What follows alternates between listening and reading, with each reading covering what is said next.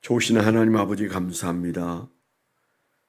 벌써 주님께서 우리에게 은혜를 주셔서 9월을 맞이하고 9월 첫날을 은혜 중에 이 새벽 시간을 주님 앞에 올려드립니다. 계절이 바뀌고 있는 때에 하나님 이 가을에 저희들에게 말할 수 없는 하나님의 많은 은혜를 체험하고 그 은혜를 나누어 주는 영적으로 깨어있는 열매 맺는 가을이 되도록 주여 이 9월을 축복하여 주옵소서. 우리의 하는 모든 일들에서도 하나님 간섭하시고 길을 인도하시고 우리의 마음도 붙잡아 주셔서 이 9월 한 달 동안 저희가 승리하는 한 달을 살게 하여 주시옵소서. 오늘 새벽에도 우리를 부르시고 말씀하시고 그리고 우리의 기도를 응답하여 주실 줄 믿습니다. 예수님 이름으로 감사하며 기도드렸습니다. 아멘. 오늘 하나님께서 우리에게 주신 말씀은 요한복음 16장 25절로 33절입니다. 요한복음 16장 25절부터 마지막 절까지 합독해서 읽도록 하겠습니다. 시작. 이것을 비유로 너희에게 일렀거니와 때가 이르면 다시는 비유로 너희에게 이르지 않고 아버지에 대한 것을 밝히 이르리라. 그날에 너희가 내 이름으로 구할 것이요 내가 너희를 위하여 아버지께 구하겠다 하는 말이 아니니 이는 너희가 나를 사랑하고 또 내가 하나님께로부터 온 줄 믿었으므로 아버지께서 친히 너희를 사랑하심이라. 내가 아버지에게서 나와 세상에 왔고 다시 세상을 떠나 아버지께로 가노라 하시니 제 아들이 말하되 지금은 밝히 말씀하시고 아무 비유로도 하지 아니하시니 우리가 지금에야 주께서 모든 것을 아시고 또 사람의 물음을 기다리지 않는 줄 아니노이다. 이로써 하나님께로부터 나오심을 우리가 믿사옵나이다. 헬속에서 대답하시되 이제는 너희가 믿느냐? 보라 너희가 다 각각 제 곳으로 흩어지고 나를 혼자 둘 때가 오나니 벌써 왔도다. 그러나 내가 혼자 있는 것이 아니라 아버지께서 나와 함께 계시느니라. 이것을 너희에게 이르는 것은 너희로 내 안에서 평안을 누리게 하려 함이라. 세상에서는 너희가 환난을 당하나 담대하라. 내가 세상을 이기었노라. 33절 다시 한번 읽겠습니다. 시작. 이것을 너희에게 이르는 것은 너희로 내 안에서 평안을 누리게 하려 함이라. 세상에서는 너희가 환난을 당하나 담대하라. 내가 세상을 이기었노라. 아멘. 오늘 말씀 묵상하고 말씀의 제목을 적었습니다. 저는 제목을 이렇게 기록했습니다. 환난 중에도 담대하고 평안하라. 내가 세상을 이기었노라. 너도 혼자가 아니다. 환난 중에도 담대하고 평안하라. 내가 세상을 이기었노라. 너도 혼자가 아니다. 32절로 33절에 나와 있는 말씀이 특별히 은혜가 되어서 제목을 그렇게 정해봤습니다.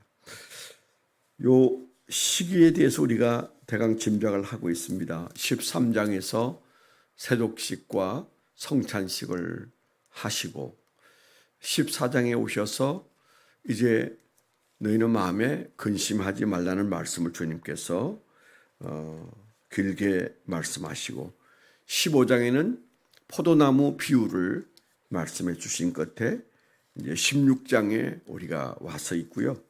17장부터는 또 그 대제사장의 기도라고 말하는 예수님의 그 중보 기도가 아주 그 유명한 중보 기도가 17장부터 나오죠. 그래서 대략 그 요한복음에 나와 있는 흐름을 보면 마태, 마가, 누가복음에 나와 있는 얘기는 겟세마네가 빠지지 않는데 요한복음에서는 겟세마네 동산에서의 말씀이 어디쯤인지 분간이 좀 약간 어려운 그런 말씀이에요. 그 두고 가는 제자들의 슬픔을 주님께서 위로하기 위하여 하신 말씀들을 가득 채우다 보니까 이 겟세마네 동산에서의 기도가 특별히 이렇게 여기서 여기까지가 겟세마네 동산에서의 기도다. 뭐 그런 말씀은 없는 것 같습니다. 16장 1절에 보면 이런 말씀이 나와요. 내가 이것을 너희에게 이름은 15장까지 하신 말씀은 너희로 넘어지지 않게 하려 함이라. 그래서 실족하지 않게 하려고. 지금 이제 당면에 있는 십자가, 큰 십자가의 사건은 그들을 충분히 넘어지게 할 수 있는 슬픔이잖아요. 벌써 그들은 마음속에 아주 가득 차 있는 슬픔 때문에 뭘 먹어도 뭘 해도 그 마음이 평안치 않았을 겁니다. 처음 겪는 일처럼 그들의 마음속에 주님이 하시는 말씀 한마디, 하시는 행동 하나, 또 일어나는 일들 모두가 그들에게는 두려움의 대상이고 걱정의 대상이고 또 슬픔의 대상이었을 것이다. 닥쳐오는 환난에 대한 두려움도 있지만은 예수님의 말씀 속에서 이별의 슬픔도 그 마음속에 컸으리라 그렇게 생각이 돼요. 그래서 예수님께서 15장까지 하신 말씀은 너희가 넘어지지 않기 위하여 내가 이 말을 한다. 그렇게 말씀하셨고요.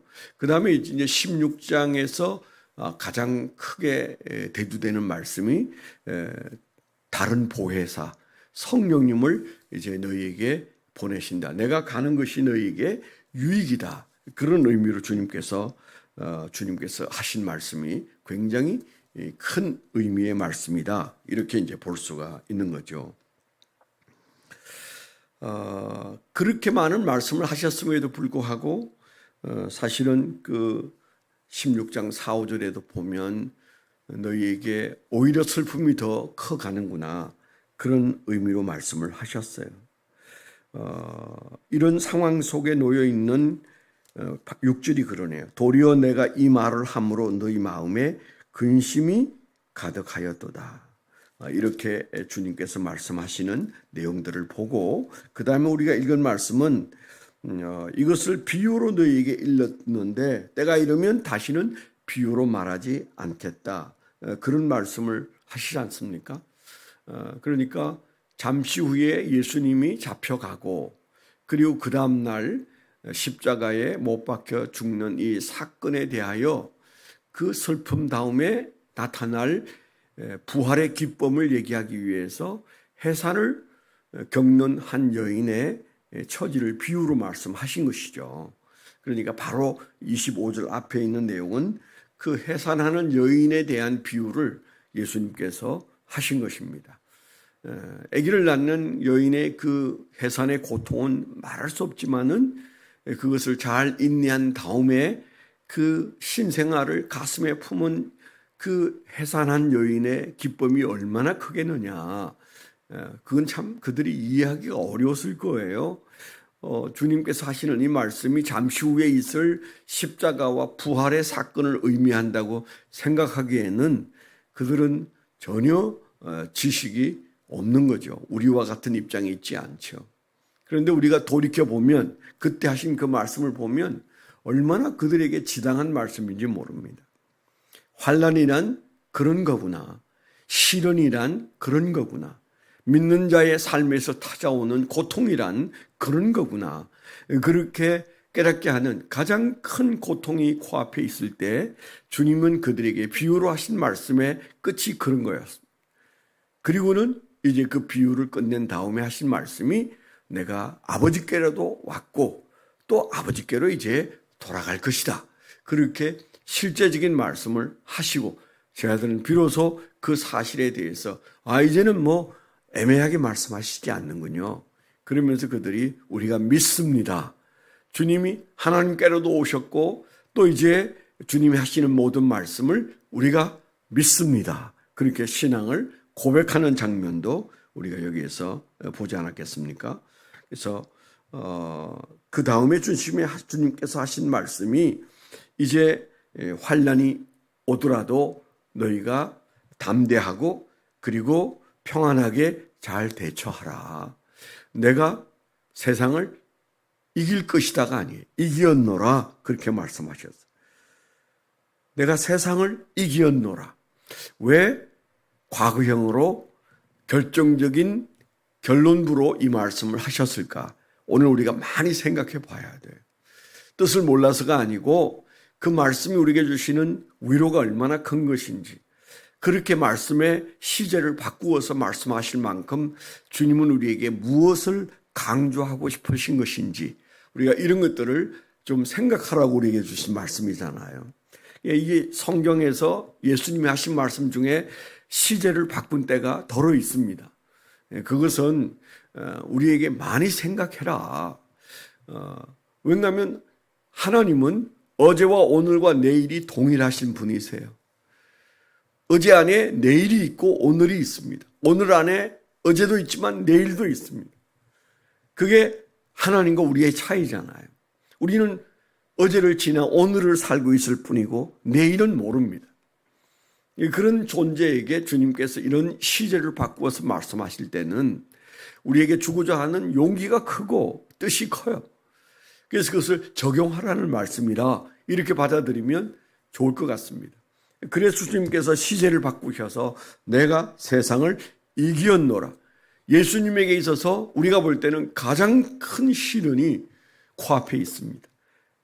내일까지 십자가에서 마지막 죽으실 때까지 또 부활하실 때까지 주님에게는, 아니 이 인류의 가장 큰 사건이고 가장 큰 고난이에요.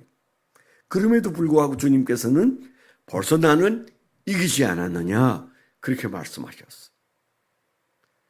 이길 것이다, 이길 수 있을 것이다, 이길 예정이다가 아니에요.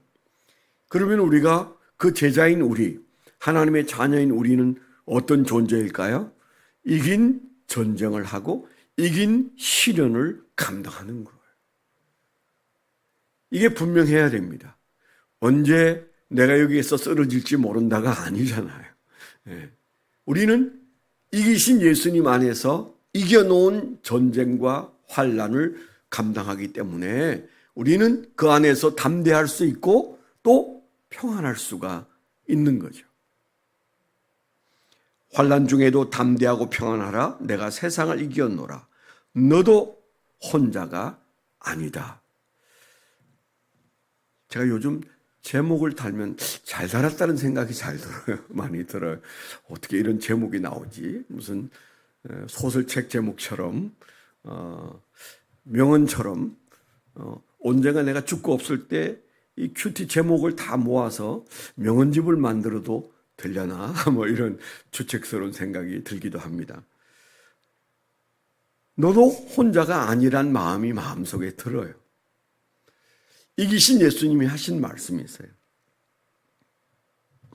그래서 우리가 오늘 이 말씀 앞에서 우리가 그저 격려받는 것이 아니구나. 이기신 예수님의 확실한 격려구나. 우리가 사람에게 듣는 격려는 약간의 위로가 됩니다. 왜냐하면 그가 내게 뭘 해줄 수 없는 때 내게 하는 격려잖아요. 아이들이 슬프다가도 엄마가 격려하면 눈물을 뚝 그칩니다. 무릎이 깨져서 피가 철철 나도 엄마의 위로 앞에 금방 눈물을 멈춥니다. 왜 그렇습니까? 엄마는 이 문제를 해결할 뿐이에요. 지나가던 아주머니가 그 아이를 격려하면 그 아이의 울음은 엄마가 올 때까지는 거치지 않을 겁니다. 저는 예수님의 격려는 그렇다고 생각해요.